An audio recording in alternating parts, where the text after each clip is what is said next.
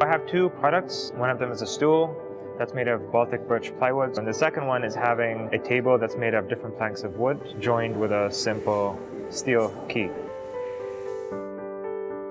So the inspiration behind Fibrous keys was probably a few natural references, so seashells and sea urchins, or maybe coral reefs, and trying to see some of the geometries and the shapes and the way they interlock together, and also looking at traditional woodworking and the way they use butterfly joints to kind of bridge a gap or try to keep a crack from growing. So that idea of having a metal piece that can join two pieces of wood together and hold them without any glue came about. The reason I chose wood and metal is because I wanted the warmth of the wood, but also the strength of the metal pieces. So the research that I went to Fibrous keys and ply-seat, so it was mostly research about how I could make this design functional, or function the way I wanted to.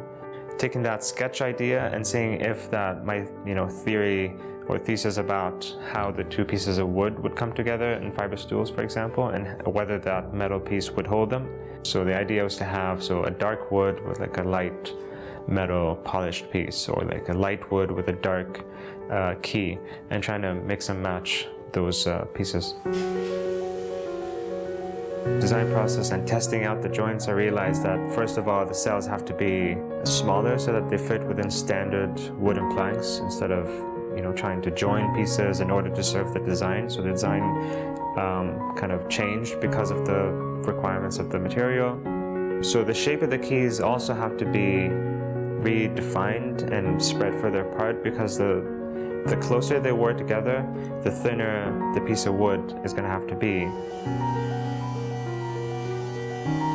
The way the stool might stand out is maybe the fact that the legs can come apart and the person could put them back together in a very kind of unique way.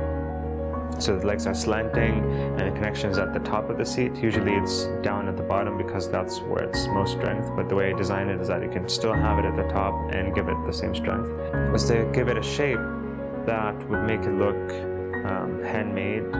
The shape of the seat top, I had the front part extended out a little so that your thighs are resting on it. It becomes more comfortable. So just extending it a little, an inch or so, makes it much more comfortable, and also I was able to make it thinner in profile at the edges, tying it back to the highly organic nature of the seat top.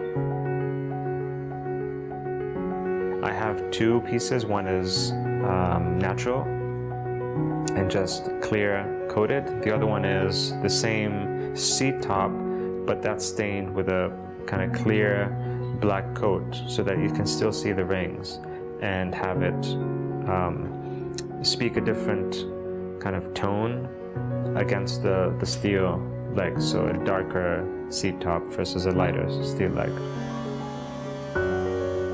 A lot of times the parts would be too expensive to machine, or the cheaper ways of doing it would be too rough or too crude for me. So the final solution was somewhere in between, where it's not too expensive to make, but it still also has the same aesthetic qualities and functional qualities that I wanted it to have.